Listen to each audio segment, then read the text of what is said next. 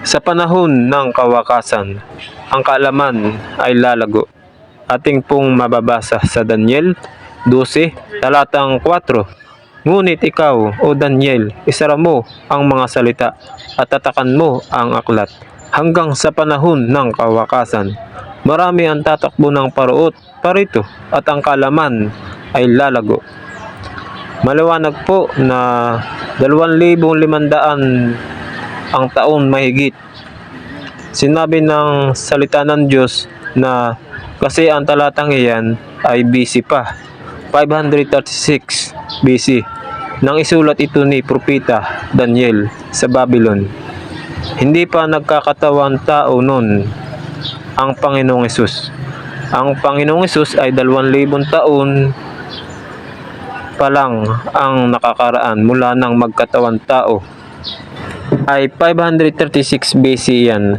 Ibig sabihin, mga 2,600 taon nakasulat ang talatang iyan sa Biblia. Sabi ng salita ng Diyos na sa mga huling araw, gaya sa ating nabasa sa Daniel 12 talatang 4, ngunit ikaw, o Daniel, isara mo ang mga salita at tatakan mo ang aklat. Hanggang sa panahon ng kawakasan, marami ang tatakbo ng parito at ang kaalaman ay lalago. Isa pong katunayan na totoo ang salita ng Diyos, mga kababayan. Kasi kung iisipin lang ninyo, ako nga nasaksihan ko ang paglago ng kaalaman. Yung technology, yung siyensya, yung tatakbo ng parito.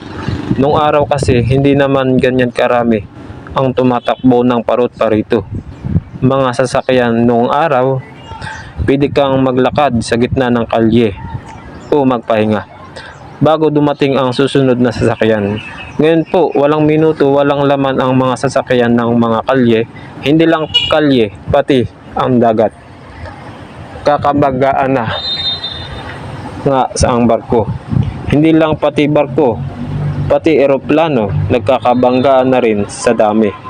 Napakarami ng eroplano ngayon na parito sa iba't ibang panig ng mundo.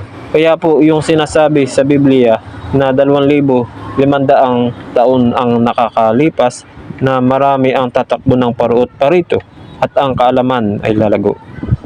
Napakaliwanag po, natutupad sa ating panahon, mga kababayan.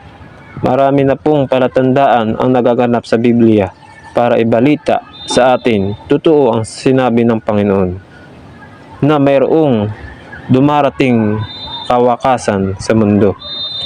Yan ang araw kung kailan maghuhukom ang Panginoon sa atin, sa mga tao.